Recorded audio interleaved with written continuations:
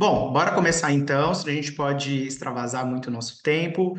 Boa noite, pessoal, todos e todas. Sejam todos bem-vindos e bem-vindas a mais uma Masterclass da Coru. Eu sou Samuel Ferreira, mais conhecido como Muca, né? Hoje eu estou aqui para apenas apresentar e passar o bastão aí, né, para nossa mediadora de hoje, a nossa COO, Priscila Costa. Ela vai estar mediando esse papo aqui com o pessoal e depois eles já vão se apresentar também. Então, Pri, boa noite, obrigado por ter aceitado esse convite e bora começar a nossa Masterclass de hoje. Boa noite, gente. Boa noite, Muca. Vamos começar aqui falando um pouco da Coru e das oportunidades que a gente tem. E, claro, falar muito sobre o nosso programa de liderança que está aí disponível para vocês, que é o Alid também. Tá? Então, a gente é a Coru, somos uma aceleradora de carreiras. Então, o nosso grande objetivo é fomentar aprendizado, trazer soluções inovadoras que vão transformar, né, a vida das pessoas e, consequentemente, as empresas e os negócios aqui. Hoje nós atuamos diretamente em algumas torres de conhecimento, voltada para onde a gente entende que tem maior demanda de mercado e maior necessidade de conhecimento, em formato de universidade corporativa, então ensinando aquilo que as empresas precisam, até. Então, algumas torres que nós atuamos hoje é na área de tecnologia, growth, pessoas e performance, na área industrial, tanto em cursos dentro das empresas, em company, dentro do B2B, quanto também em alguns cursos com o B2C. E hoje a gente tem aí o orgulho de ter diversas empresas e marcas extremamente importantes atuando com a gente e cada vez mais abrindo outras oportunidades, como a gente vai vivenciar agora, tá? Ou nós somos três fundadores, o Daniel, a Raíssa e eu.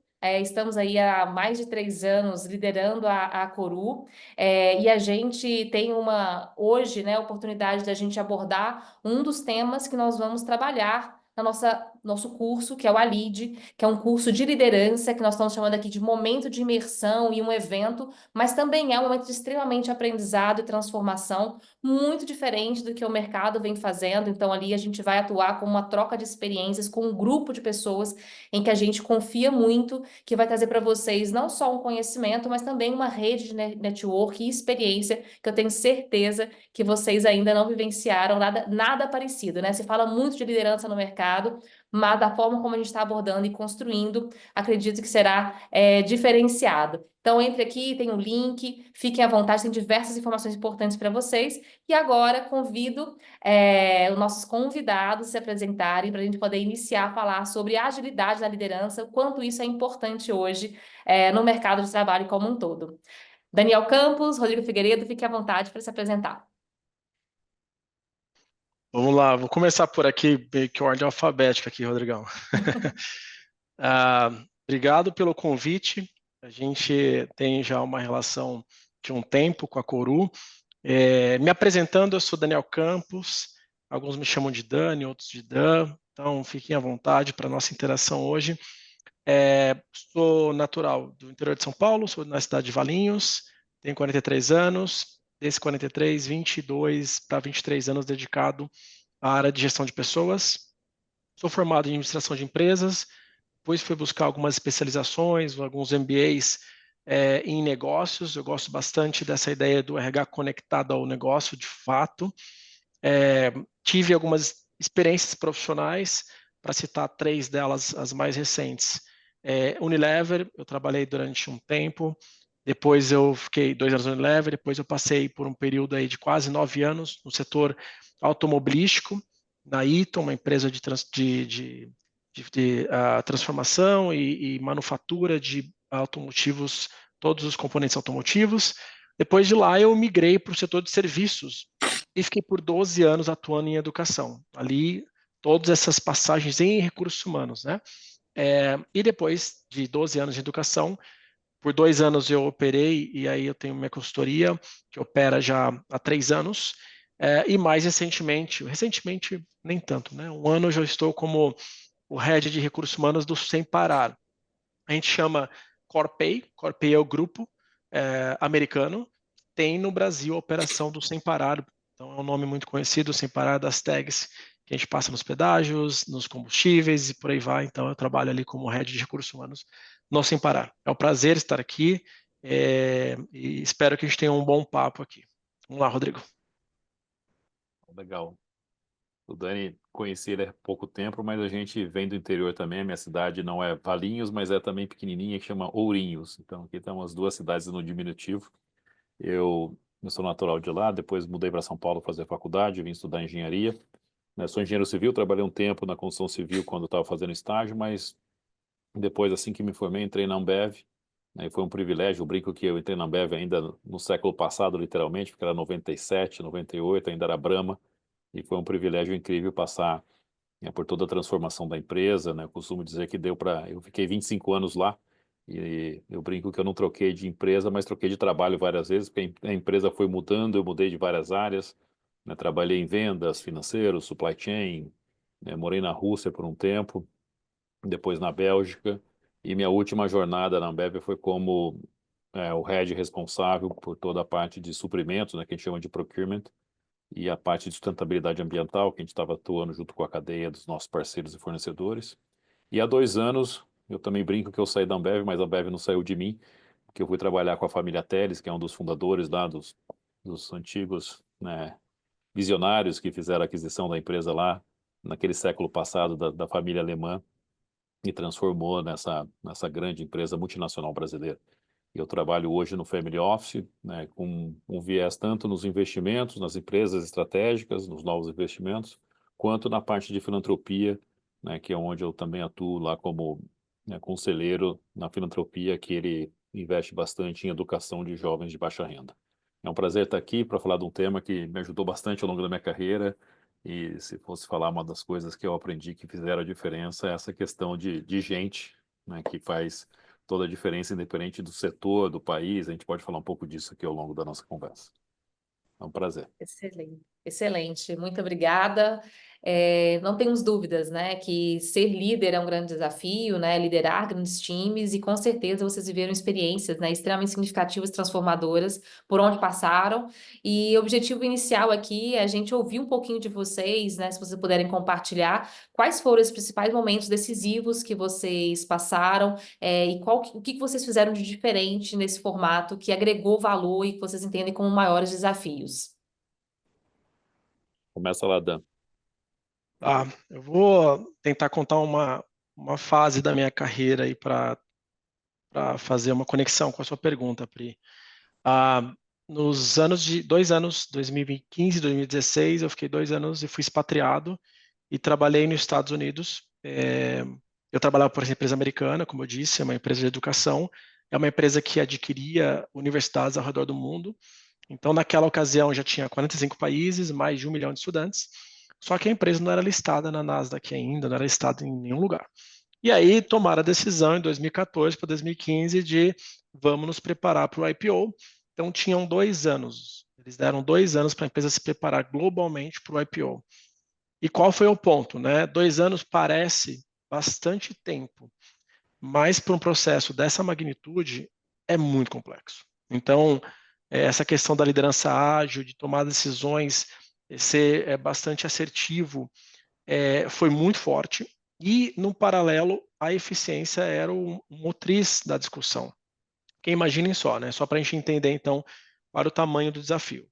A companhia estava baseada, né? O headquarter ficava em Baltimore, nos Estados Unidos. Eles formaram um time especialmente de pessoas ligadas a negócios e finanças para estruturar a organização de modo que pudesse ser aceita, né, por um processo de IPO, especialmente na toda a estrutura na área financeira. Então, tinham 45 países, cada país tinha um número X de universidades, né, ultrapassava 100 universidades no mundo inteiro. E nós tínhamos para cada universidade, por exemplo, no tema de pessoas, um CFO, um head de finanças, né? Tamanhos diferentes, evidentemente. Qual era o desafio? A gente tornar essa empresa eficiente. Precisaria tornar essa empresa centralizada. Então, esses todos, né, todas as estruturas precisavam ser combinadas em uma única estrutura global.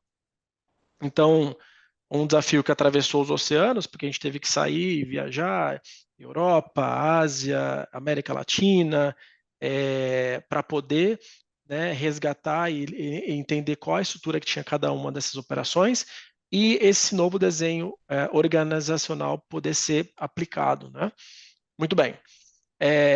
com isso, né, a gente tinha lá alguns indicadores, mas um indicador de eficiência para esse, e eu conheci também, porque eu não conhecia, né, naquele momento, esse tipo de processo, que eu não tinha passado por nenhum ainda, tá, gente?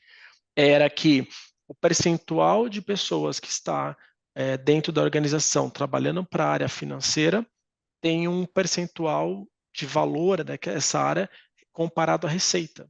Então a gente tinha que olhar para a eficiência, veja, a eficiência tinha que ser cada vez maior, só que eu tinha todo um desafio de organizar uma estrutura que comportasse e acomodasse uma empresa global listada. Empresas listadas demandam outros tipos de estrutura, por exemplo, a parte de compliance, de SOX. Então, você tem que lidar com a eficiência, mas você tem que aumentar a estrutura, mas tem que interagir com todos os países e, por último, não deixar que a operação, especialmente os alunos, no caso de universidade, sentisse essa mudança, né? Enfim, eu acho que esse é o projeto mais longo, assim, na minha visão, mais interessante culturalmente também. E ao longo de 2 anos foi esse trabalho bastante árduo e eu era a única pessoa de recursos humanos dentro de toda essa estrutura. E interessante também comentar com vocês é que quando foi decidido pelo processo de IPO, foi uma reunião, eu fiquei sabendo depois, tá? Em Miami, que estavam todos os executivos, altos executivos, estavam lá os CFOs, vamos fazer, a gente quer ser uma empresa pública, maravilhoso. E montaram um time, trouxeram Accenture como um parceiro e seguiram. Em algum momento ele levantou a mão e falou assim, não tem ninguém de RH. E aí foi quando o Daniel apareceu na jogada, ou seja, não tinham pensado que precisava de alguém de recursos humanos naquele momento. E a gente teve um papel fundamental aí de fazer isso. E foi feito sem equipe própria, porque eu não tinha ninguém trabalhando comigo. Eu precisava trabalhar de forma articulada, com uma liderança bastante descentralizada com os times locais. Então, eu tinha que falar com o Chile, falar com o pessoal do Peru, do México, e fazer a roda girar e que eles pudessem nos apoiar nesses processos todos. Então, eu ficaria um tempo conversando sobre isso, mas essa experiência, eu acho que ela deu para mim várias coisas. Primeiro, uma experiência cultural. Segundo, uma experiência de um item, né, ali de objetivo estratégico da companhia que estava entre os 3 principais. E terceiro, que é essa tentativa, né, porque eu acho que a gente vai aprendendo dessa liderança ágil com eficiência ao mesmo tempo, né? Então, como conclusão, talvez vocês vão perguntar, tá, Daniel, o que deu esse negócio? Nós terminamos o processo de todo o planejamento em 2016 para 2017, finalzinho de dezembro de 16, janeiro de 17, em abril a empresa bateu o martelinho na Nasdaq, que foi listada, e até hoje ela é listada no Nasdaq. Muito legal, parabéns. Bom, eu vou tentar pegar um outro viés aqui de uma experiência mais dentro de casa, assim, também, operacional. E 25 anos eu tive dificuldade de escolher um dos momentos decisivos, né? Foram vários, desde os mais simples, mais complexos, mas eu vou pegar um que eu acho que evidenciou bastante essa questão da agilidade, de estar realmente num projeto super crítico que aconteceu durante a pandemia, né? Durante a pandemia eu tinha já voltado para o Brasil, eu estava responsável pela essa área toda de suprimentos, né, que se relaciona com os fornecedores, e por mais que teoricamente o mundo parou, né, a gente como setor de bebidas e a nossa produção e a logística não parou nenhum dia, né? Então a companhia se reestruturou, a parte administrativa, a parte de vendas, toda a parte dos serviços, mas não tem jeito de produzir cerveja, refrigerante, água de maneira remota, né? As máquinas têm que ter operador, tem que ter gente lá operando, e também não tem jeito de fazer os nossos produtos saírem da fábrica, ir para o armazém, do armazém ir para os pontos de venda, também a logística também não parou nenhum dia, e a gente teve que se reinventar na forma de fazer a gestão disso tudo, né? Com muito respeito das pessoas da empresa que estavam lá nesse front, né, onde ainda era muito incerto, não se sabia, né, tinha que usar máscara, tinha que fazer álcool gel, e a gente, ao mesmo tempo, tinha que inovar a companhia para se posicionar nesse momento. Inclusive, o álcool gel foi uma das coisas que a gente virou rapidamente os nossos fornecedores e a companhia para entender o que a sociedade, né, podia ter de apoio da Ambev que a gente faria diferença. Então, a gente criou uma rotina muito clara para manter a companhia rodando, né, de maneira remota, então todo mundo se organizou para fazer as suas rotinas de maneira remota, a importância que a gente já tinha de ter os rituais e os momentos importantes de tomar decisão muito bem definidos, que a gente só trocou, né, e esse time continua fazendo isso de uma forma remota, mas o ritual existia, a rotina estava padronizada, e a gente manteve essa gestão e deixou, vamos chamar assim, o negócio funcionando da melhor forma possível. Fez questão também de levar as nossas melhores práticas para os fornecedores, né, que também estava muito fornecedor assustado. E aí, como é que funciona? Não funciona? Falou, ó, a gente está fazendo isso, isso, isso, a gente contratou especialistas, a gente sabe que isso dá para fazer, isso a gente não vai fazer, então a gente compartilhou muito do nosso conhecimento, porque a Ambev tinha um acesso privilegiado e compartilhou isso com toda a cadeia dos nossos fornecedores estratégicos que estavam ali nesse dia a dia, né, tocando a empresa com a gente, e trouxe um lado muito grande de uma agilidade de se transformar e fazer coisas diferentes, como eu falei para vocês. A gente fez o álcool gel, a gente fez o hospital, a gente fez apoio à fábrica de vacina, de novo, entendendo aquilo que a companhia tinha de know-how, de conhecimento. A gente fez um trabalho super legal que ajudou muito a parte de colaboração entre departamentos.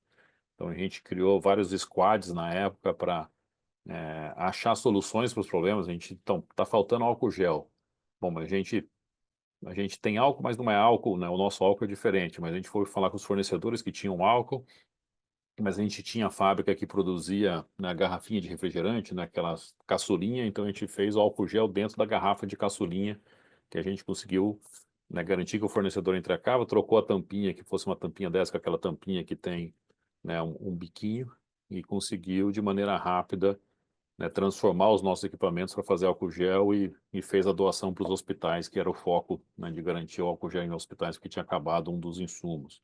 Isso foi só um exemplo mostrando que gente boa, né, que tem, né, um alinhamento com o negócio e com algum propósito, se você estabelece a rotina, não tem problema assim, ó. Então, esse time mesmo de inovação se encontrava todo virtual, mas conseguia conectar com o fornecedor, conectar com a fábrica, conectar com todo mundo de uma forma eficiente, desde que mantivesse esse ritual, essa linha de comunicação, né, que eu vou explorar um pouco depois de novo, né, numa outra pergunta aqui que eu sei que a gente vai fazer para falar sobre comunicação com as pessoas. Então isso foi muito, muito legal e mostrou que é possível, né, que de novo, gente boa, com rotina, com rituais, com disciplina, com a comunicação funcionando, as coisas podem acontecer, né, mesmo que seja diferente do tradicional, que no nosso caso era 100% presencial e a gente mudou rapidamente para o virtual e depois foi voltando.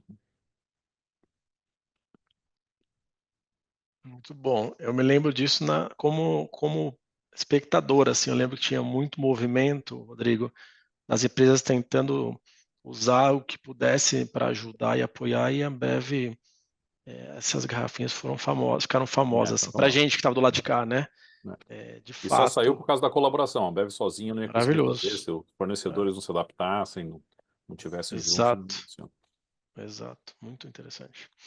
E o que vocês têm de bastante relevante para isso é a logística toda da Ambev, né? Então, para fazer chegar o álcool gel, eu trabalhava Funcionou em bem. educação, então assim, os hospitais, às vezes de áreas muito remotas, né? Tendo uma rede logística, isso é perfeito, muito legal. Isso sempre acontece. Quando tem essas catástrofes, tanto de cheias ou aquelas questões que É, ficam isoladas, a gente sempre aciona rápido a logística, porque sempre tem sim, água ou aqueles isotônicos, aquelas coisas que sempre precisa, e sempre tem um armazém nosso próprio, um armazém de um distribuidor terceiro que está lá próximo e eles chegam primeiro, né? Então isso realmente perfeito, a força de distribuição faz a diferença nessas horas. muito legal. Não, excelente. E aí eu vou até aproveitar e puxar um gancho, que eu acho que a gente trouxe aqui esse exemplo, né, de pandemia, que é algo acho que todo mundo foi surpreendido e eu acho que também é um ótimo exemplo. E também o que você trouxe, né, Daniel, da transformar uma empresa, né, mudá-la completamente no formato para estar, né, na bolsa, não é simples, né? Uhum, Mas ao mesmo uhum, tempo parece que é ambíguo quando a gente fala, né, de a gente falar de inovação e a gente falar de uhum, eficiência.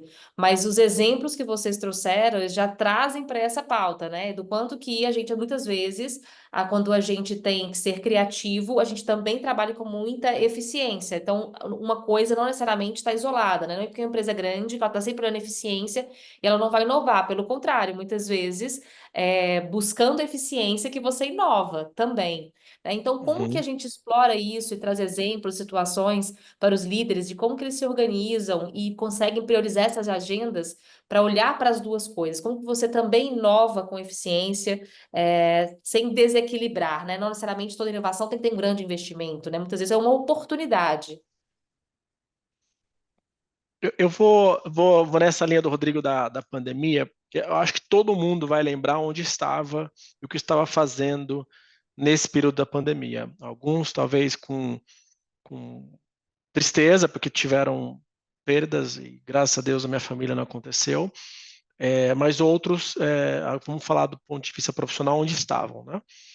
Onde eu estava nesse período? Eu estava trabalhando, e aí eu conecto a sua pergunta, tá, Pri? Eu estava trabalhando em educação na Laureate, na Laurent, empresa que eu vinha trabalhando há quase 12 anos. Nesse processo todo, a Laureate abriu capital lá em 17, 18, 19 e 20, entendeu que alguns negócios não faria sentido continuar, e quando você abre capital, de fato, são os analistas e os acionistas que decidem o futuro da empresa no final do dia, né? Então, assim, e o Brasil foi decidido que não estaria mais como uma empresa, como um grupo, dentro do grupo. Então, a empresa decidiu pela venda. Muito bem, em 2020 a empresa foi vendida para um grupo chamado Anima. Anima Educação, uma empresa nacional, de 3 sócios fundadores brasileiros. Então, só daí você tem uma ideia da dimensão, da complexidade de um negócio dessa magnitude. Para você ter uma ideia de números, cada empresa tinha ali em torno de 10 mil colaboradores. Então, a gente está falando de uma junção de 2 transatlânticos de 20 mil pessoas no total. E aí nós tínhamos que olhar, imagina, para uma eficiência, porque um negócio dessa magnitude você precisa gerar eficiência e sinergia. Não vão ter 2 CEOs, não vão ter 2 CFOs, não vão ter 2, qualquer que seja a posição, especialmente na liderança, né? Então nós tínhamos o desafio de gerar eficiência, de inovar em estrutura, em processo, em organogramas e tudo mais, no ambiente de crise, porque aconteceu, foi um acaso, a empresa fechou o deal, um deal de mais de 4 bilhões no meio da pandemia. E aí nós tivemos que fazer todo o processo de planejamento da integração de janeiro até maio do ano de 2020, exato, 20, com a pandemia acontecendo. Era isso. Então a gente, 22, só para ser mais preciso aqui. Então a gente teve que trabalhar de forma coordenada, de forma absurdamente difícil, ainda com todas aquelas adaptações dos sistemas, Zoom, Teams, Meet, vocês lembram mais ou menos como foi esse período? E a gente tendo que fazer a operação continuar, aluno não conseguindo mais ir para a sala de aula, a transformação acontecendo na academia, olha que caótico, né? A transformação acontecendo na academia, porque o aluno não indo mais para a sala de aula, tinha que terminar a sua grade curricular do ano corrente, então foi tudo para o EAD, assim, num nível maluco, né?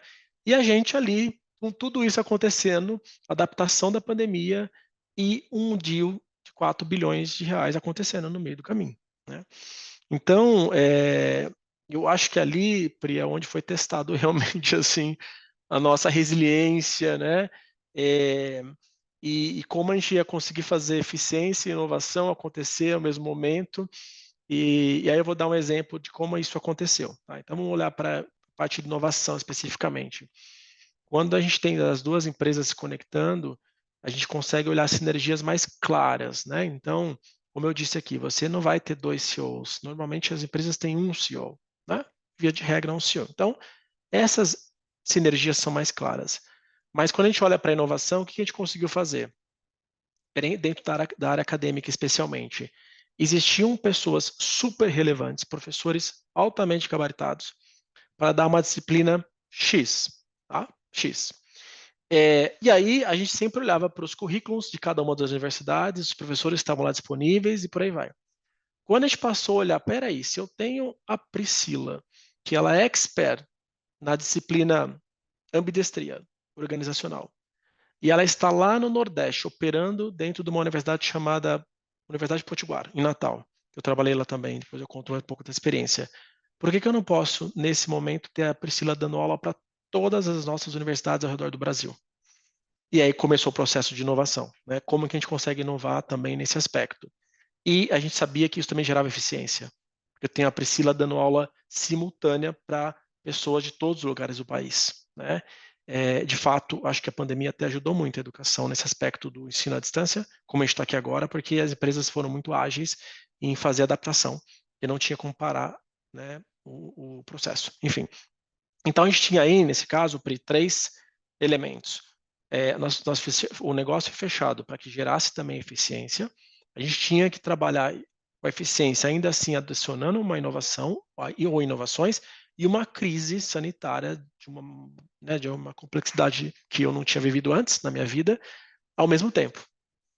E aí, em junho, foi quando a gente teve a aprovação do CAD, a gente conseguiu integrar online as 20 mil pessoas. A gente fez várias rodadas, não tinha como fazer nenhuma visita local, mas foi um projeto muito legal. Sim, a gente apanhou bastante, teve muita frustração, muita coisa que não deu certo, mas como aprendizado, até como ser humano, assim, a gente saiu de lá muito fortalecido, né? Enfim, acho que é um exemplo aí para poder responder a sua pergunta com base em algo real que aconteceu e é bem recente, né? A gente está falando de uma situação que parece tão distante a gente falar, né? Mas é tão recente, né, ao mesmo tempo. Então, isso eu queria comentar aqui. Boa, experiência legal. Dá para ficar aqui batendo papo até amanhã mesmo, se deixar. Tem muita história. É. Bom, eu vou pegar um ponto, né, que aconteceu comigo também, numa situação bem diferente. Quando eu saí do Brasil, eu era responsável aqui por toda a parte de logística e suprimentos. Era 2010. Na verdade, eu fui responsável por essa área, né, o vice-presidente de 2008 até 2011.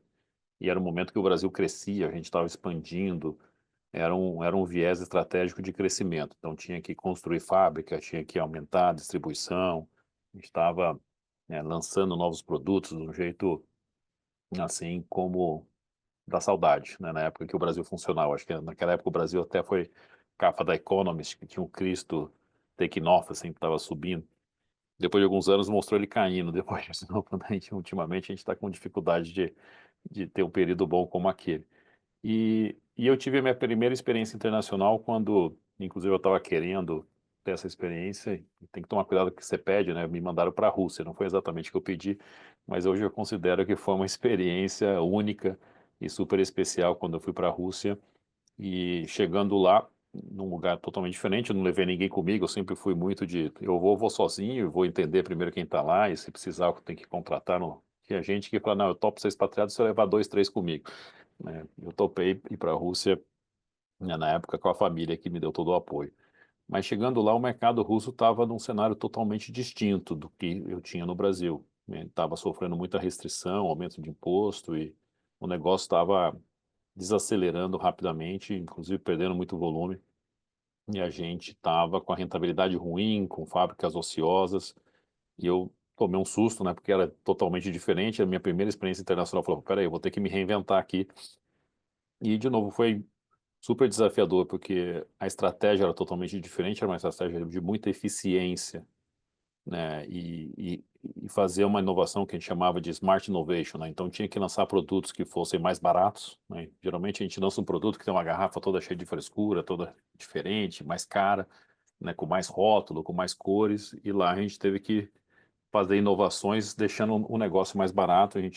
Logo eu iniciei essa frente de trabalho, falei, vamos fazer inovação, porque a primeira coisa, falar, não, o negócio está caindo, não pode inovar. Eu falei, não, vamos fazer inovação para gerar eficiência, né? Então a gente vai fazer inovação, e a inovação tem que se pagar no curto prazo. Então a gente tem sempre, quando inova, faz o investimento, né, adiantado, via CAPEX, via um lançamento de inovação, mas a gente falou, vamos fazer tudo que tem que se pagar no máximo em 2 anos. Então era proibido ter projetos que tinham payback muito longo, mas a gente conseguiu, de novo, trabalhando junto com o time de vendas e marketing, entendendo o que era fundamental a gente manter, o que a gente precisava, né, se reinventar.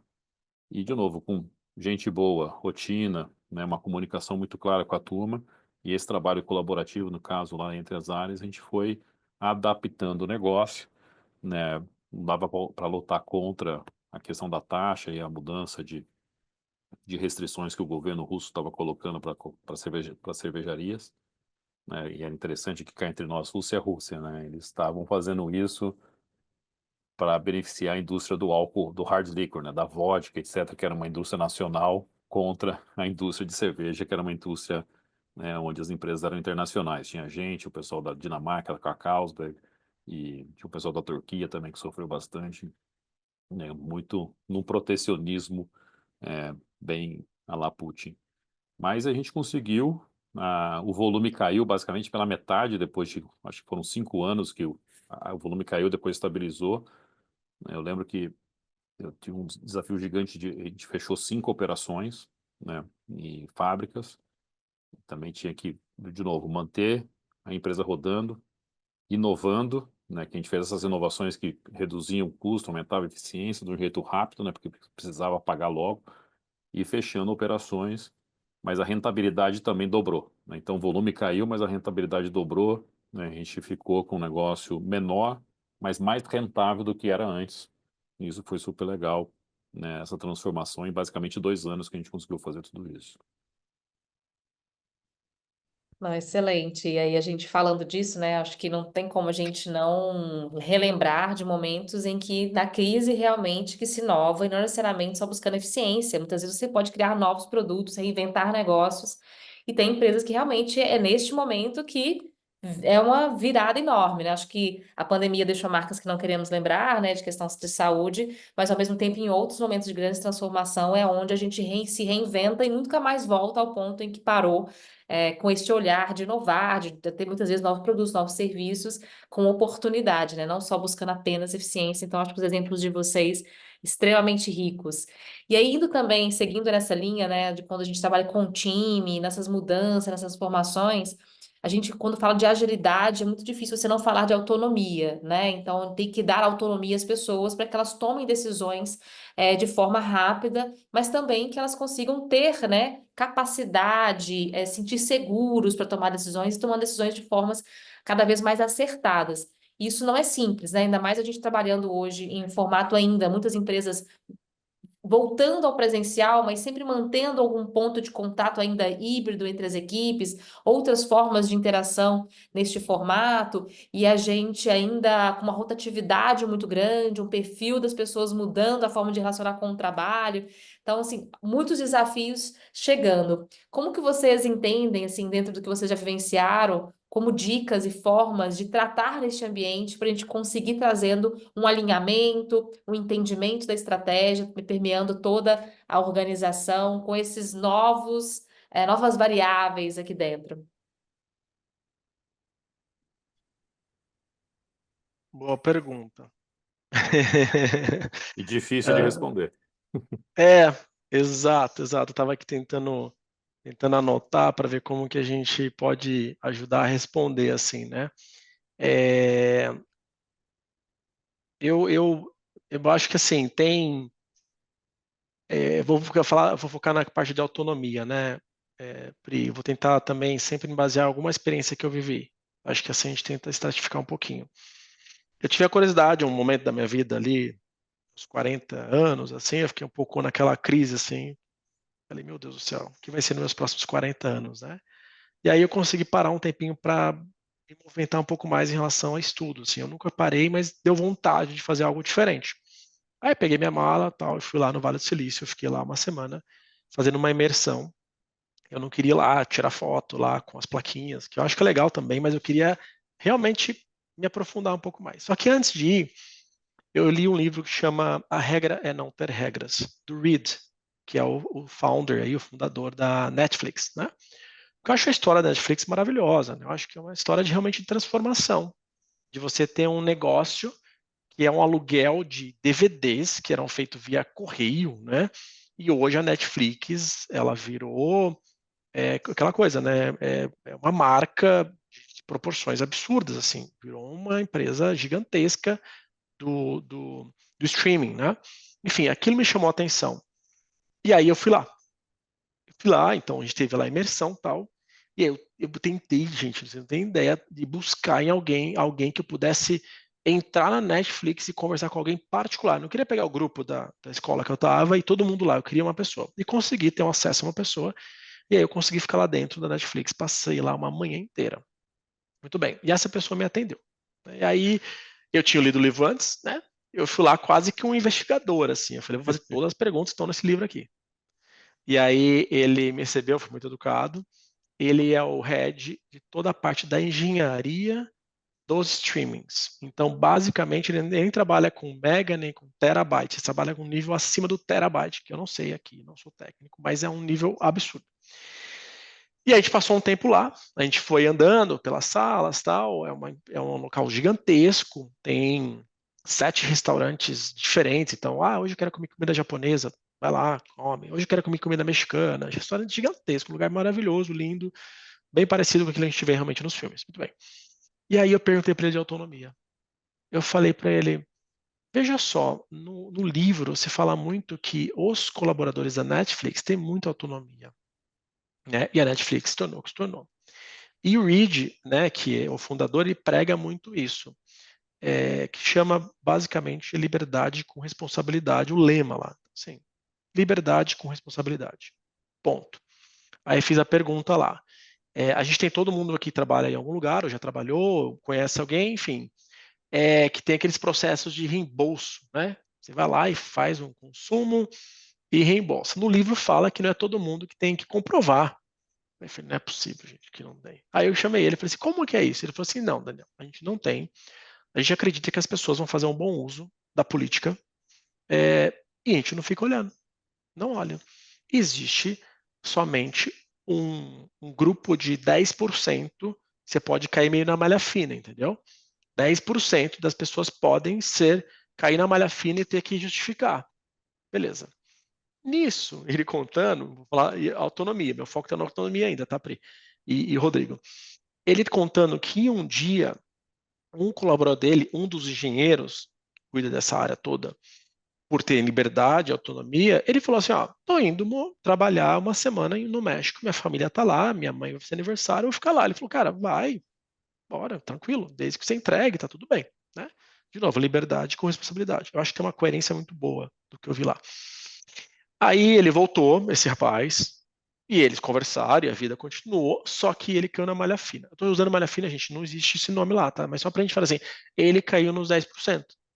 E ele olhou esse relatório e falou assim, que estranho, ele ficou uma semana lá, a empresa custeia transporte, acomodação, tá? Enfim.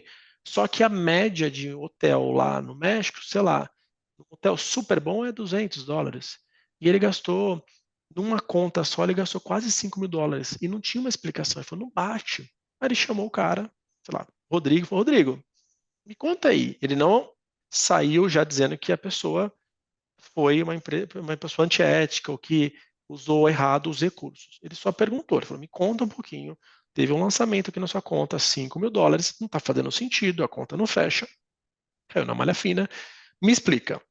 E aí ele falou, esse rapaz, ele falou assim, olha só, eu estava lá, e aí eu detectei um problema X no sistema, e esse problema X geraria para a companhia, se a gente fosse seguir o fluxo normal de solicitação, de compras, 3 fornecedores, sabe? Aquilo que a gente sabe que existe.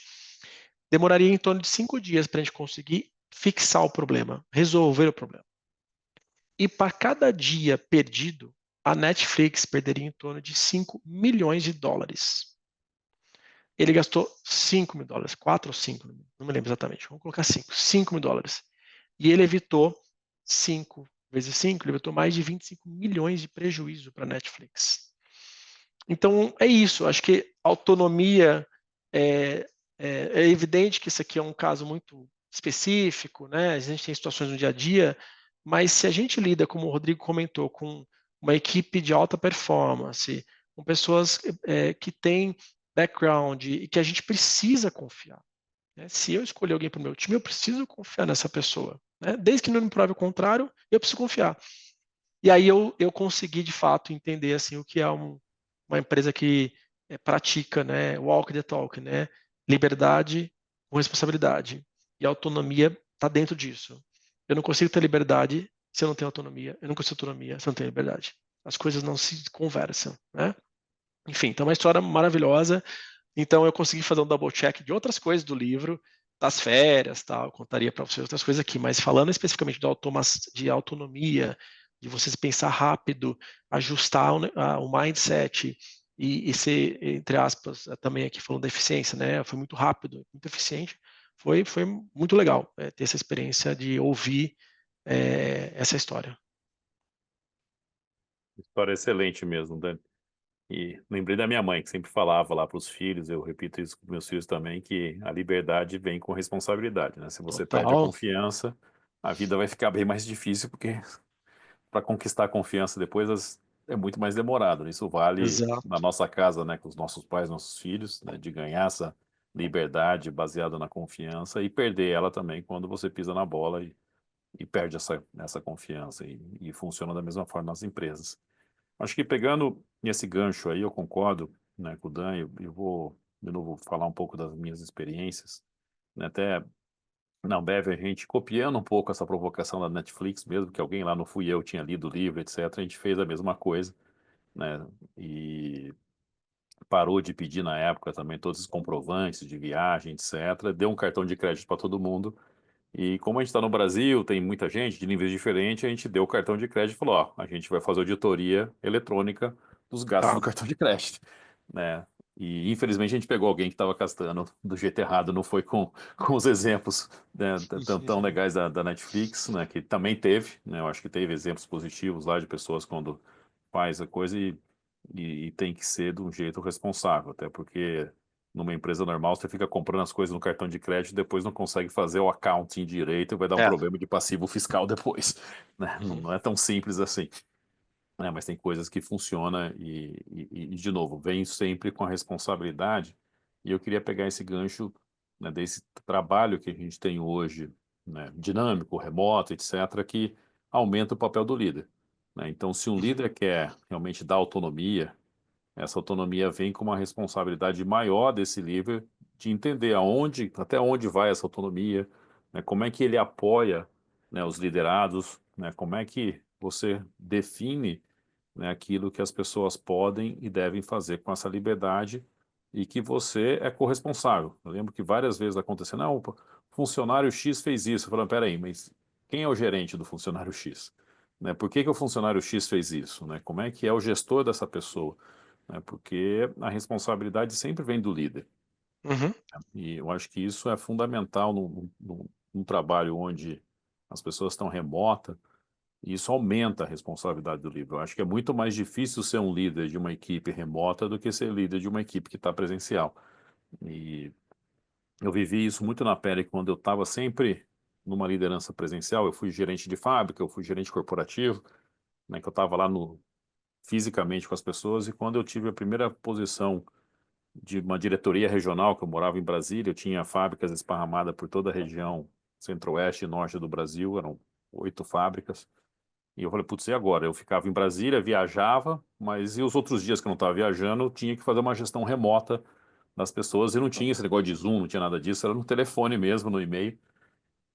E eu aprendi que essa questão de você manter alguns rituais, mesmo que eles sejam rituais remotos, é fundamental, né? Principalmente para quando você está fugindo um pouco da rotina, né? Manter o ritual da rotina é super importante, mas quando você está num projeto novo, você quer fazer algo diferente, esses rituais, onde você estabelece ali as prioridades, onde você troca com as pessoas, e é uma habilidade diferente da habilidade de estar no dia a dia, conversando, almoçando, tomando um cafezinho, conversando ali no elevador, né? E saindo para ir embora junto ou indo almoçar junto, que as coisas vão se resolvendo, né, naturalmente, é diferente.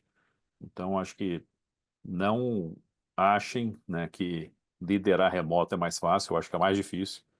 E não achem que só dar autonomia resolve. Eu concordo com o Dan que vem a autonomia com uma responsabilidade gigantesca, maior ainda. E é importantíssimo estar dando os bons exemplos, né, e comentar e aprender com os erros, né, com os exemplos ruins. né? Então, Ah, acho que também é super importante compartilhar os erros. Isso, para mim, fica muito claro que tem que definir claramente as prioridades, garantir esses rituais da comunicação, porque tem que viver essa cultura no dia a dia, porque ela vai se perder, né? Tem histórias tristes aí de organizações que cresceram de uma maneira desorganizada, sem ter essa liderança consciente que precisava sim, intensificar esse contato virtual e a cultura se perde, as pessoas que chegam nova no lugar não entendem onde eles estão trabalhando, é mais difícil viver a cultura, os valores, né, num lugar que você não encontra as pessoas, tem só os rituais de maneira virtual e não pode menosprezar isso. Não, esses pontos são excelentes, né? Porque quando a gente, toda metodologia, toda vez, literaturas e referências, né, que você vai ler, de uhum, metodologia ágil, se você não colocar um pouco de cultura, tropicalizar a informação, trazê-la para o seu contexto, para o seu cenário, para a sua empresa, para o seu momento, você não vai ter o sucesso que você vê nos livros, nos artigos, né? Então é muito importante trazer isso para a sua realidade, se adaptar. E é extremamente desafiador lidar com a autonomia, porque a gente só, muitas vezes, né, as pessoas, os líderes querem o ônus dela, né? Apenas o bônus, não querem o ônus. E aí, lidar com o ônus da autonomia, então, ele também é muito pesado, né? Então, o nível de responsabilidade, o nível de governança, muitas vezes você tem que criar, que você dá uma autonomia, mas você tem que criar diversos outros riscos, como você trouxe, para garantir que aquilo está sendo cumprido, acompanhado, né? O exemplo da Netflix, dessa auditoria dos 10%, é um nível de governança que em sim. outro formato você não tinha, né? Então, não é simples, os processos precisam estar bem organizados.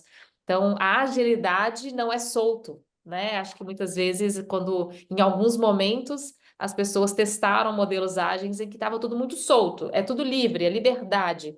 Não é bem verdade, né? Então, você conseguir ter resultado com autonomia, a liderança tem que estar muito mais próxima do seu time, tanto no híbrido quanto no presencial, né? Não dá para delargar, tem que delegar, acompanhar, fazer uma gestão ainda muito mais próxima e não necessariamente, e que não é o comando-controle, né? Que muitas vezes as pessoas confundem. Não é ali a atividade e vou ficar controlando. Não, Uhum. define os marcos bem claros, os momentos e dá o espaço, dá os caminhos, mostra as variáveis para que o time possa seguir com uma verdadeira ali autonomia, define esses limites muito claros, né? Que não é tão, que é nada simples, mas que é possível realmente, acho que aqui ajuda.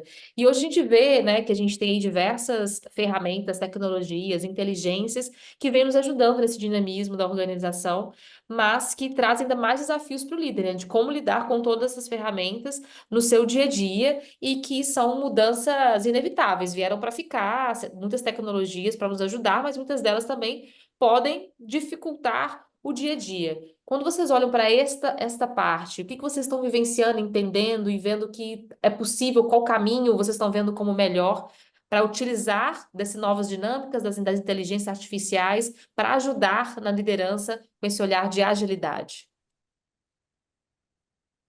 Vamos lá. Vou começar aqui de novo, Rodrigo. Daí a gente vai, Vai acho lá, que aqui a lá. gente vai trocar mais ideias, porque eu vejo IA ainda, e a gente está aprendendo. Eu ainda estou ainda como um aprendiz nesse negócio de IA, assim, né?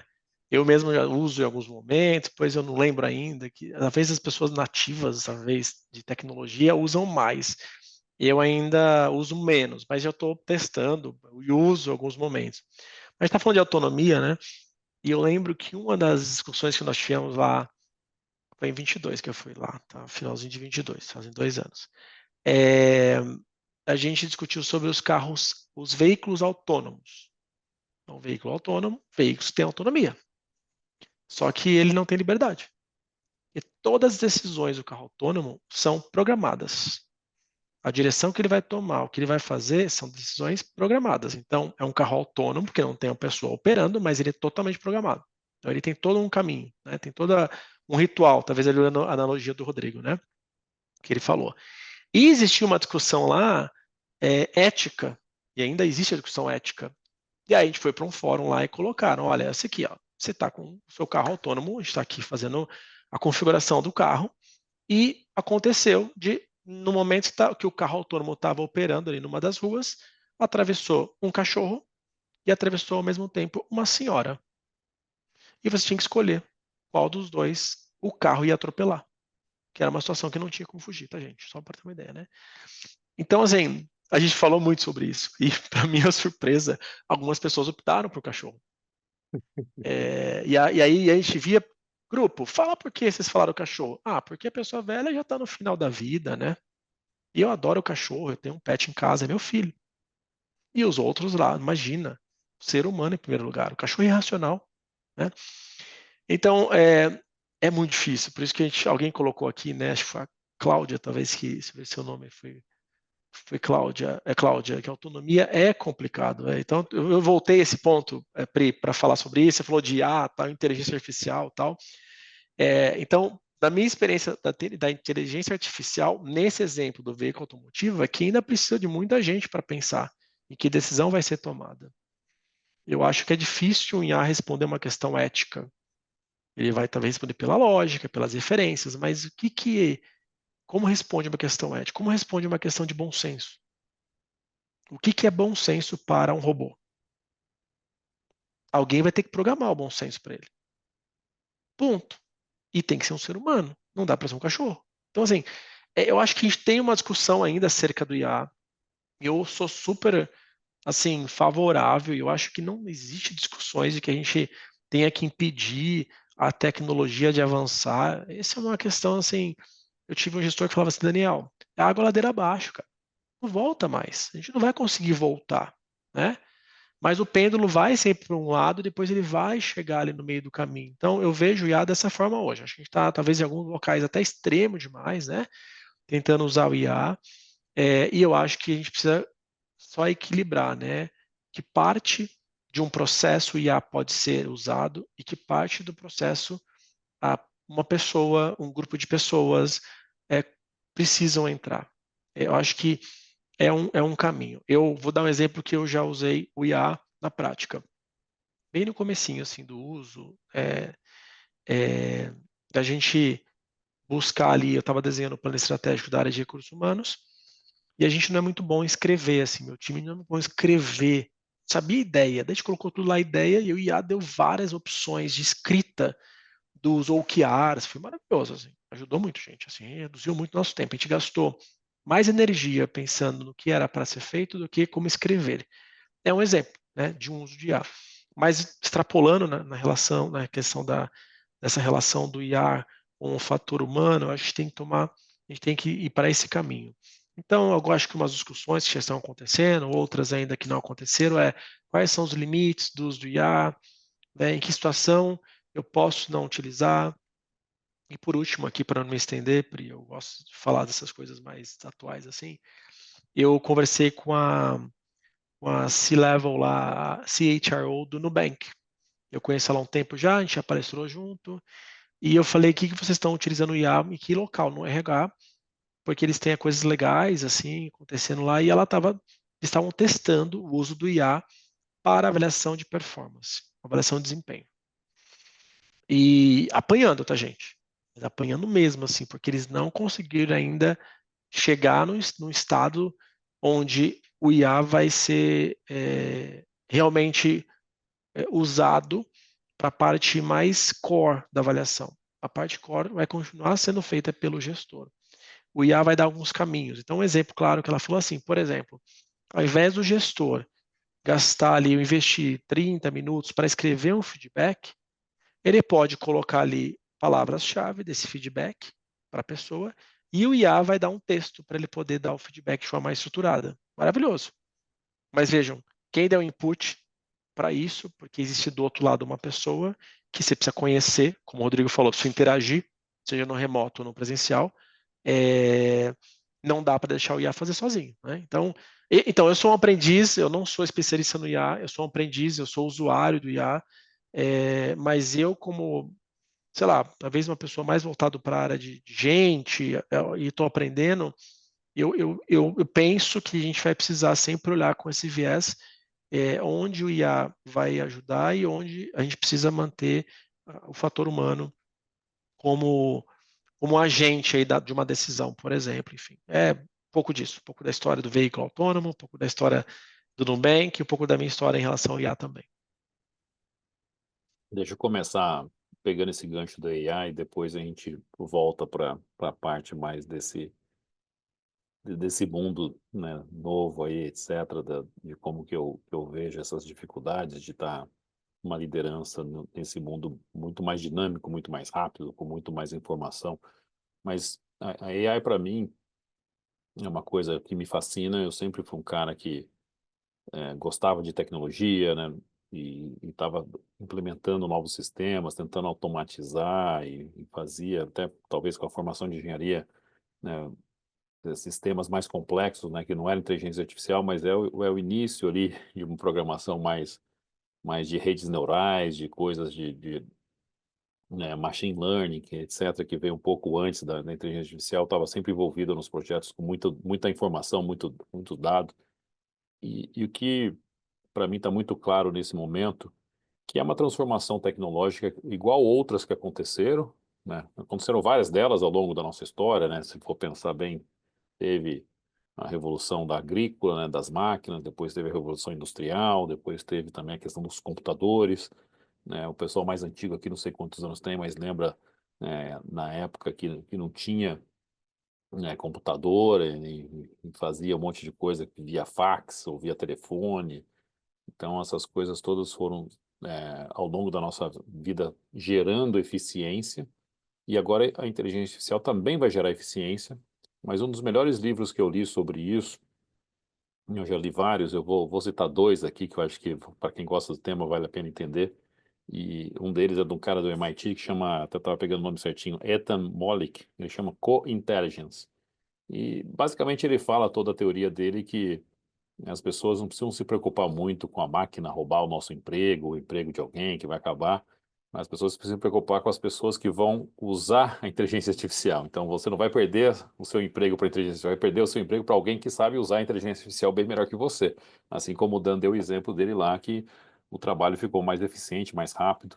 Né? Várias coisas que eu faço de pesquisa e estou acompanhando, eu converso lá com o ChatGPT e saem resultados brilhantes, assim, que pensa em coisas que eu não tinha pensado. E vou dar um exemplo agora concreto, que eu estava participando de uma apresentação na filantropia, que a gente contratou lá, o pessoal tinha contratado logo quando eu cheguei, sobre as carreiras do futuro, para a gente discutir, para apoiar os alunos, para influenciar os alunos aí para as carreiras do futuro. E a consultoria ficou lá trabalhando não sei quantos meses, fez um monte de entrevista, foi um trabalho super legal. E enquanto eles estavam fazendo a apresentação, eu comecei a brincar eu uso o Gemini, né, do Google. E comecei a brincar, comecei a pedir para ele me trazer o resumo das principais pesquisas do MIT, de Harvard, de Stanford. Depois pedi para falar de Oxford, Cambridge. Fui compilando, fazendo. E no final, o que eu fui brincando ali, que demorou talvez meia hora durante a apresentação, estava igual ou melhor que a apresentação que os caras fizeram para a gente, que custou uma bela grana e um belo tempo. E, inclusive, no final, eu falei, by the way, vocês esqueceram disso, disso, disso.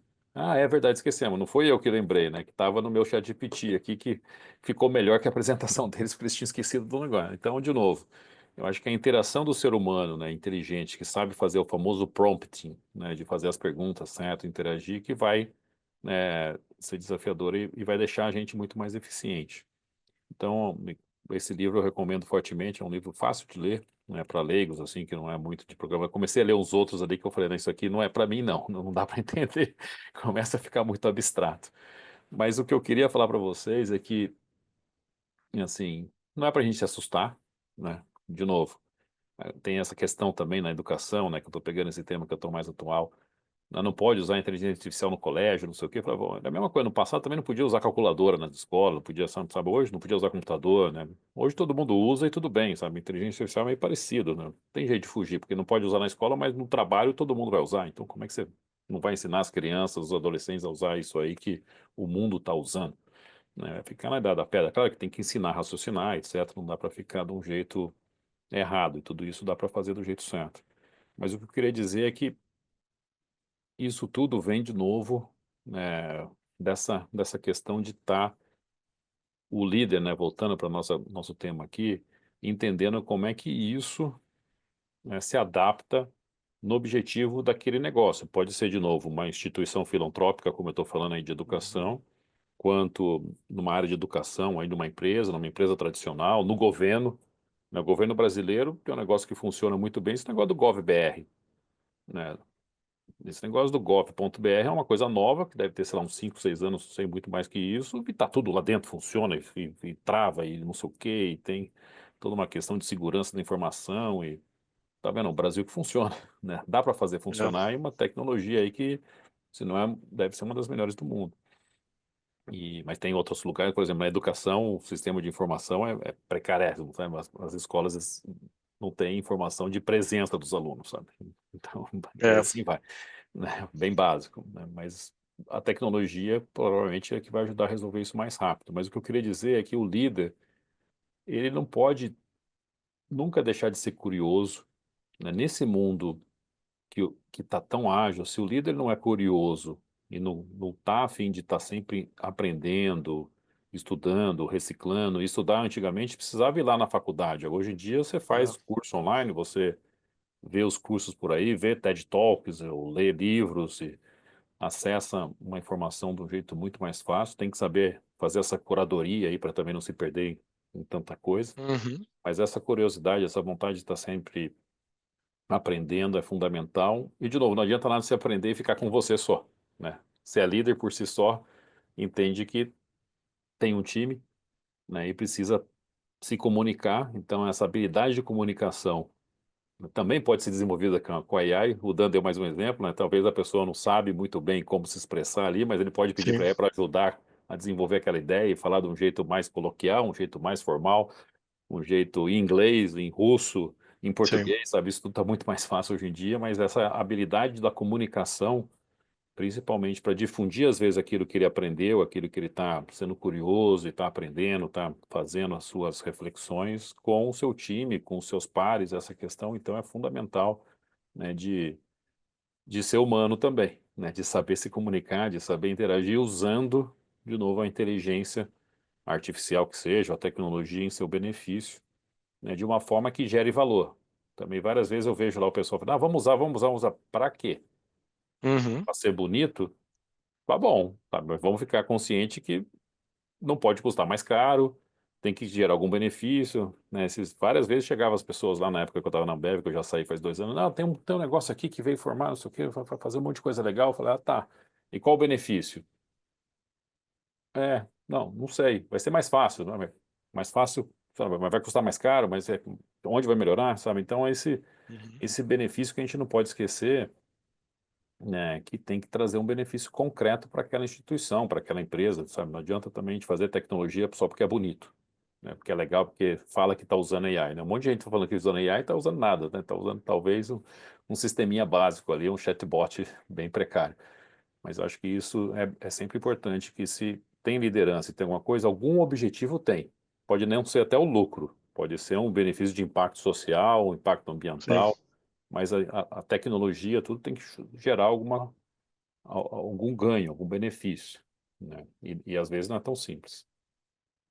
Não, perfeito. E acho que quando a gente fala, acho que o ponto que você trouxe acho que é extremamente interessante, que assim, você não pode negligenciar algo que chegou para ficar, como outras tecnologias chegaram, e você tem que entender e usá-las a seu favor e saber utilizá-las, né? Então, assim, não, o líder não pode simplesmente, eu não sei o que é isso, não serve para nada. Não, você precisa entender e aprofundar e tentar sugar daquilo que é de melhor, mas jamais vai substituir as trocas, enfim, né? Então, até aproveitando o gancho para citar, que a gente deixou aqui também no link do nosso chat, a imersão de liderança que a gente está fazendo, que traz exatamente essa complementariedade da forma como a gente vem entendendo o mundo, que o conhecimento ele está em todo lugar, né? Então, qualquer chat, você joga no Google, qualquer outra ferramenta, o conhecimento está disponível se você quiser buscar. Você tem que saber, inclusive, curar, né? Fazer a curadoria desse conteúdo, ver o que é de qualidade, o que realmente é verdadeiro ou não, porque o conteúdo hoje está de toda forma. E o que vale de verdade é estar em contato com as pessoas, conversar, entender, trocar, criar esse relacionamento de rede, criar a sua rede de relacionamento para te ajudar a solucionar os problemas de forma mais criativa, já com conhecimento, né? Então, no formato, a gente fala aqui na Coroa, assim, o formato sala de aula tradicional, ele não agrega mais tanto quanto agregou no passado, em que o conhecimento tinha que ser dentro de sala de aula, né? O momento sala de aula, ele tem que ser um momento de imersão, de troca, de compartilhamento, para que a gente vivencie experiências que realmente marquem e nos transforme como líder, como pessoa, pessoa. Então, essas trocas e esses momentos é o que realmente importa, porque o conhecimento está disponível em diversos canais, diversos lugares. Basta você ter ali fontes confiáveis de informação, né? Então, aí a inteligência artificial está aí para isso também. Se você quiser escrever qualquer coisa, joga lá, ele vai te trazer diversos tipos de informação. Então, o que que vale, Mas né? também Então, erra, né? quando a Mas gente também erra. também erra, e você tem que saber falar assim, cara, isso aqui tá certo mesmo, né? Ah, Assim, vou fazer um check, vou ligar para o Rodrigo e vou entender. Cara, Rodrigo, quando você vivenciou, fazia sentido isso? Então, e é com a vivência, com a experiência que a gente vai conseguindo conectar. Então, nesse programa de imersão, a nossa ideia é trazer essa transformação, assim, trazer um pouco dessa experiência, da vivência, muito mais além do conteúdo, e ter profissionais, pessoas como vocês, tanto ali mediando, né, conteúdos, como também trazendo mentorias, experiências, que é um caminho que a gente vê também, um caminho sem volta, uma outra forma de aprender, tá? Alguma dúvida, pergunta, Muca, algo que o time aqui possa nos ajudar a contribuir, nossos convidados? Deixa eu ver. Pessoal, se alguém tiver alguma dúvida também, quiser deixar no chat, tá? Pode deixar, tá livre para vocês perguntarem. E depois eu acho que a gente já pode finalizar também. A gente tem uma última perguntinha aqui, Pri, Sim, que eles poderiam deixar para a gente, de cases e tudo mais. Você pode já puxar esse gancho. E aí depois, conforme se eu for recebendo alguma perguntinha, aí eu vou passando para você. certo. Cases, situações, artigos que vocês queiram deixar de referência para o pessoal estudar e ir atrás de conhecimento, porque nós aqui estamos vivendo uma pílula do que nós vamos viver dentro do Imersão, do Alid, mas tudo que vocês puderem contribuir será super bem-vindo aqui. vai lá, Dan. Eu vou, assim, eu gosto de dois livros, vou dar dois livros que eu gosto bastante. Esse do Reed eu recomendo, que é gostoso de ler, e é um tema muito atual, assim. A regra é não ter regras. Mas tem um livro que eu gosto bastante, a gente não falou sobre isso aqui, mas tem tudo a ver com liderança, que é um livro sobre propósito. Chama O Velho e o Menino. É, é um livro maravilhoso, assim. Então, eu acho que a gente, para liderar, precisa ter isso como propósito. Não faz sentido a gente falar tudo que a gente está falando, tal, mas a gente não tem como propósito contribuir para os movimentos de alguém, influenciar alguém, ajudar de fato alguém, né, no seu desenvolvimento. Então, eu li esse livro porque eu precisava também compreender um pouco mais. E o livro conta um pouquinho da história de uma pessoa mais nova que teve ajuda de uma pessoa mais de idade na construção do seu propósito de vida, né? E o outro livro é o Ikigai, então estou falando de propósito ainda, que se complementam. Basicamente, é como a gente conseguir descobrir de fato por que a gente está aqui, né? Então a gente pode falar o que for lá. A minha experiência, a do Rodrigo. O Rodrigo viajou em vários países, teve experiência na Rússia e outros países. Eu fui para os Estados Unidos, vivi lá tal. Mas, de fato, se eu não tivesse vivendo um propósito, eu estaria vazio, assim, né? Então, não sei se isso é uma recomendação, Pri, mas se é uma dica, assim. Para ser líder, descubra se você realmente quer ser líder, ou se porque alguém falou para você que é legal ser líder, Sem ou dúvidas. Dá porque trabalho.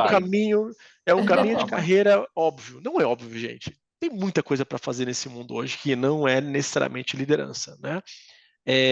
Então, talvez uma dica aleatória aqui minha, mas me ajudou muito a estudar sobre propósito, porque quando eu desenhei de fato, depois, aos meus 40 anos, que eu li esses dois livros, e eu comecei a desenhar um pouquinho meu propósito e consegui fazer ele em uma linha só, eu conectei com o que eu faço, com o que eu atuo, com dar aula, com ser líder, e funcionou super assim. Então, é uma delícia. Dá um trabalho, mas vale a pena. É esse aqui?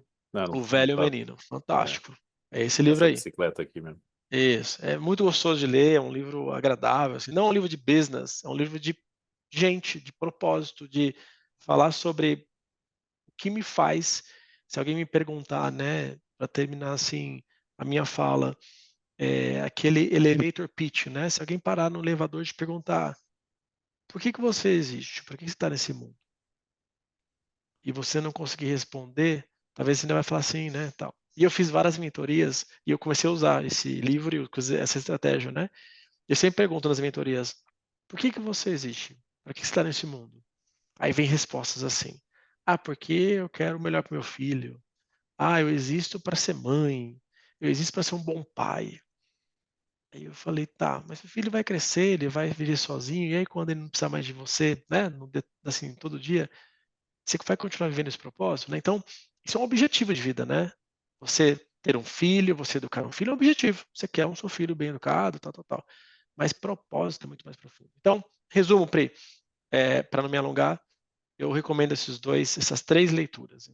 Read, Regra Não Ter Regras, e 2 livros que falam de propósito, O Velho Menino e o Ikigai. Ikigai é só procurar mesmo, Ikigai é um livro que fala sobre o que é o Ikigai para a cultura japonesa, que é maravilhoso. Muito legal. Eu vou pegar aqui um exemplo de livro, depois eu vou falar um pouquinho que a gente falou até no dia que a gente fez o bate-papo de algumas empresas, alguns exemplos aí também, se o Dan quiser voltar também para dar algumas empresas. Ele já falou da Netflix aí, que é um case legal, mas que se reinventou nesse mundo mais moderno. A Netflix já nasceu assim, né? Ela não se reinventou. Mas de livro, pegando um livro sobre propósito, liderança, eu acabei lendo bastante, refletindo sobre isso também recentemente. Eu gosto de um livro que também é fácil de ler, é bem provocativo, que é o Start with Why, né? Comece pelo porquê, do Simon Sinek, também fala um pouco disso e fala muito desse propósito e como é que você também se posiciona, tanto numa empresa quanto no você mesmo. E depois tem um outro livrinho que ele dá até um step by step como faz, não sei o que, é um pouquinho mais metódico ali para fazer, mas o Comece pelo porquê é gostoso de ler também. E sobre livros referentes a empresas e mudanças, etc., eu acho que tem um montão, né? Eu vou falar das empresas e depois, né, tem alguns livros aqui que eu até pesquisei enquanto estava falando aqui com vocês. Eu não li, então também não vou recomendar, né? Mas eu acho que o case de 2 empresas que se reinventaram ao longo dos últimos anos com essa questão de tecnologia, tem vários livros que falam que vale a pena ver como é possível com uma liderança entendendo aquilo que tem de propósito a empresa, o que tem de tecnologia, consegue se reinventar. Uma foi a Microsoft, é uma empresa que estava perdendo valor, ficou vários anos, eu acho que algumas décadas, sabe, apanhando, e com esse último presidente, né, o Satya, ele reinventou a empresa. Tem alguns livros que descrevem essa nova Microsoft que mudou o posicionamento, começou a ter, né, coisas na nuvem, etc., se reposicionou de uma forma do que era só vender software na época lá virou também por assinatura. Então tem uma série de aprendizados ali de como se reposicionar, e não é simples, né? São coisas que demoram alguns anos para fazer como uma empresa muito grande. E outro case que eu gosto bastante é da própria Disney, né? A Disney também, que sempre foi muito conhecida, super famosa aí com os filmes, com os parques, e se reinventou, né? Sendo uma super competidora aí, né, do Netflix, né? Tem gente que fala que é melhor, tem gente que fala que é pior, mas queira ou não queira, a rentabilidade da empresa, o valor da ação da empresa, não sei como é que está recentemente, mas também, né, cresceu um montão. E eu acho que a gente pode ficar só olhando lá para fora, mas no Brasil tem algumas empresas assim também que eu admiro bastante, além da que eu sempre tive lá, que se reinventou ao longo de vários anos, né, que é a própria Ambev, que eu sou sujeito, é quase covardia eu não falar bem da empresa que eu estava, mas eu vou deixar ela de lado. Mas tem 2 empresas que eu admiro bastante aqui no Brasil, na verdade são 3 que eu listei aqui para falar. Uma que é uma empresa que veio do governo, que é a Embraer, né, uma empresa meio que estatal, que saiu, não sei o quê, mas de novo, com muita gente boa, né, os alunos do ITA lá, uma empresa que compete hoje mundialmente com Bombardier, com Boeing, etc. E tem mostrado aí que em diferentes cenários tem se reinventado e de novo, gente muito boa, com alta formação, né, uma empresa, eu acho que para os brasileiros se orgulharem aí, a Embraer, uma empresa de ponta de tecnologia, então uma empresa, uma das poucas empresas de alta tecnologia que a gente tem, né, que funciona. Outra empresa que pouca gente conhece, que é a WEG, né, que é uma empresa de Santa Catarina, que também, né, está nesse mercado de motores elétricos e está navegando de um jeito super moderno de gestão. Não é alta tecnologia, mas é uma empresa que se reinventou. Tem alguns artigos, algumas coisas que falam, acho que não tem livro que fala sobre ela. E a última que eu queria falar também, que é um Brasil que eu acredito que funciona também. Talvez o pessoal mais antigo lembra lá da Drogasil, não sei o quê. Agora tem a Raia Drogasil.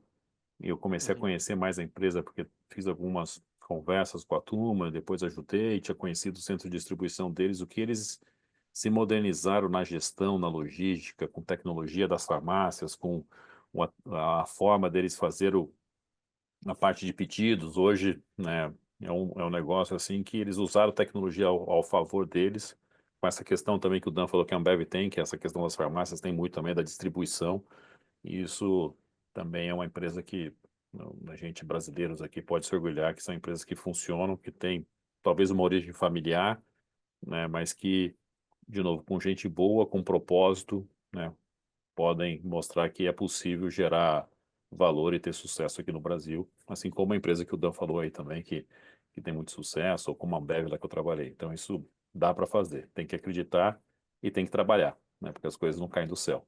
É só a chuva. E ultimamente tem caído bastante. Exatamente. Eu vou fazer um ponto, eu lembrei agora dessa parte da pergunta, Rodrigo. Obrigado pelo heads up aí. E eu gosto de 3 empresas nacionais assim que eu acho que tem uma história legal, uma história legal para contar. Uma é a Cacau Show. A história do Ale Costa é interessante, é bacana, é uma pessoa de origem muito humilde, que pegou um projeto ali quase que assim, já não mais possível de chegar a algum lugar da mãe dele, com a venda de trufas, né? E hoje a Cacau Show se tornou um negócio gigantesco, né? Desafiou o status quo do chocolate e tudo mais, e mais ainda a ampliação, né? Então, o Ale Costa, né? Essa visão da Cacau Show que vai para chocolates, e agora vai para hotelaria, com os resorts que eles estão montando, um em Campos do Jordão e um aqui, acho que em Águas Lindóia, maravilhoso. E agora entra no entretenimento, um dos maiores parques que vão existir no Brasil, talvez o maior do Brasil, vai ser o Parque Cacau Show, parceria com o Play Center, enfim. Então, acho que é um case, um brasileiro que empreendeu e acho que vale a pena estudar um pouco essa pessoa, Olha Costa. Eu gosto da Natura também, acho a Natura sempre uma referência em muitas coisas. E aí, quando eu descobri que a Dengo faz parte do grupo lá da Hold da Natura, eu falei, gente do céu, né? Tinha tudo a ver, né? Mas eu nunca imaginei que a Natura, o grupo Natura ia ter também chocolate, né? Então, às vezes as pessoas nem sabem muito bem, mas você vê a carinha da Dengo, os componentes dos chocolates, que tem muita característica de elementos da Amazônia, do norte do Brasil, tá tudo ali, né? Então, é muito inteligente, eu acho, né? Você pegar o seu core, que é produto que você não vai imaginar para onde você vai caminhar, e aí você vai lá e faz chocolate, assim, uma coisa meio inesperada, enfim. E um outro case, eu não conheço muito bem, mas eu fiz a mentoria com uma pessoa de lá, que é a head da área de dados, é o iFood. Eu acho que o case do iFood é interessante porque é rápido, assim, a história do iFood, se for pensar, uma empresa jovem, e as pessoas hoje, meus sobrinhos, falam, ô tio, pede um iFood. Não fala pede uma comida japonesa no, sei lá, no Tatá, né, em São Paulo. Não, pede um iFood. E que potência, né? E eu achava, gente, que o iFood era internacional, né? E uma empresa brasileira, né? E aí, o Uber Eats veio para o Brasil, veio e voltou em menos de 2 anos. Assim, não deu, né? O Rodrigo conhece esse mundo aí todo. Tamanha força do iFood, uma empresa nacional que tem uma expressividade e as pessoas conhecem, as crianças, adolescentes não sabem, talvez, o que seria do mundo sem o iFood, né? Porque eles pedem iFood. Então, eu acho o máximo, assim, acho uma marca muito interessante, assim. Acho que é uma referência importante para a gente ter como uma empresa brasileira que tem sucesso e está realmente, enfim, o iFood acho que tem condições de expandir mundo afora.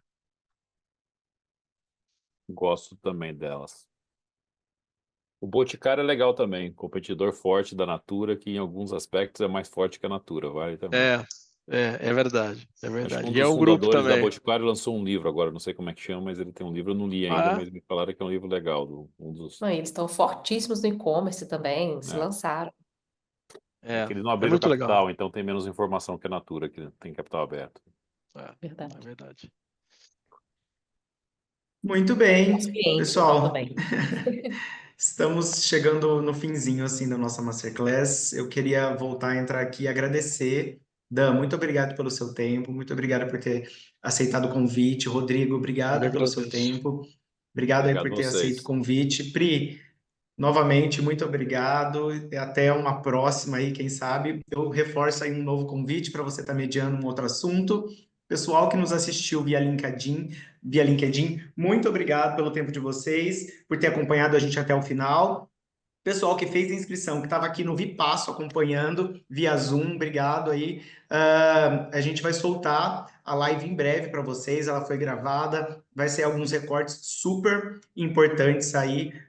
E lembrando que a nossa imersão, a lead de liderança, está com inscrições abertas, aproveitem, faça aí a sua inscrição, que a gente vai aprofundar esse tema com certeza durante nossa imersão, e aproveita aí para dar uma guinada na sua forma de liderar. Então, muito obrigado, até a próxima live, até a próxima Masterclass, e um abraço, boa noite. Um abraço, boa noite. Boa noite. Tchau, gente. Tchau, Tchau, tchau, tchau, pessoal. gente.